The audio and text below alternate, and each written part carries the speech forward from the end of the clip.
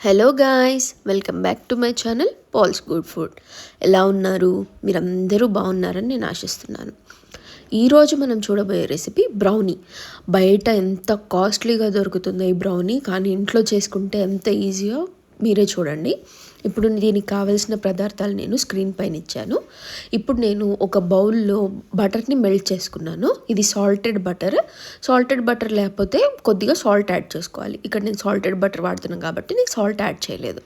ఈ సాల్టెడ్ బటర్లో కొద్దిగా మెల్ట్ చేసుకున్న కాంపౌండ్ చాక్లెట్ ఉంటుంది కదా, డార్క్ కాంపౌండ్, అది మెల్ట్ చేసుకొని దీంట్లో మిక్స్ చేసుకోవాలి.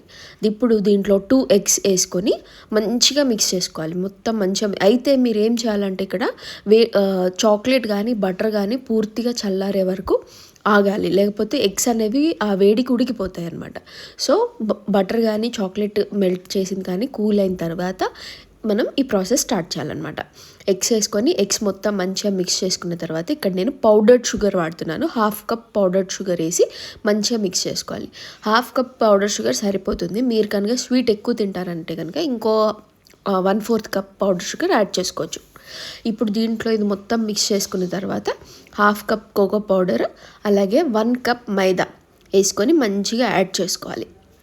ఇది జల్లెడ పట్టుకొని వేసుకుంటే కొద్దిగా లంప్స్ ఏమన్నా ఉంటే పోతాయి, ప్లస్ ఎయిరీ ఫామ్ అవుతుంది అనమాట. ఇప్పుడు మొత్తం మంచిగా మిక్స్ చేసుకొని మంచిగా మిక్స్ చేసుకో. అయితే ఈ బ్రౌనీ మిక్స్ని ఎక్కువ ఓవర్గా మిక్స్ చేయకూడదు అనమాట. మొత్తం కంబైన్ అయ్యే వరకు మిక్స్ చేస్తే సరిపోతుంది.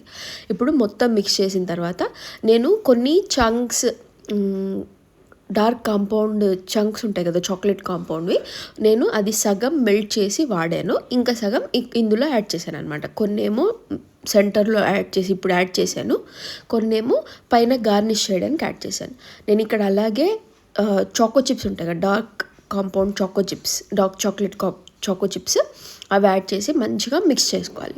ఇప్పుడు మంచిగా మిక్స్ చేసుకున్నంత ఇక్కడ మనం ఒక కేక్ టిన్ కానీ బ్రౌనీ ప్యాన్ కానీ ఏది ఉంటే అది దాంట్లో యాడ్ చేసుకొని మనము ముందే ప్రీహీట్ చేసుకున్న కడాయిలో చేసుకోవాలి. నేను కడాయిలో చేస్తున్నాను, మీరు ఓవెన్లో కూడా చేసుకోవచ్చు.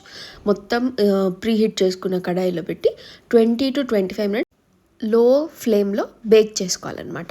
సో ఇప్పుడు మనము 20 to 25 minutes పడుతుంది. మీరు మధ్య మధ్యలో చెక్ చేస్తూ టూత్ పిక్ కొద్దిగా లైట్గా క్రమ్స్ వచ్చే వరకు చూసుకుంటే, ఇక్కడ చూపిస్తున్న లైట్ క్రమ్స్ వస్తే సరిపోతుంది. ఇంకా తీసేసి చల్లారబెట్టుకోవాలి.